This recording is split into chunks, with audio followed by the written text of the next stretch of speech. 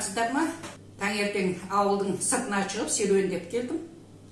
Міне енді чайымды ішіп отырмын. Таңғы серуен өте керемет қой. Адамның бойы сергіп қалады. Өте пайдалы денсаулыққа. Тауға шығып кетуге болады, немесе табиғат тамашалауға болады.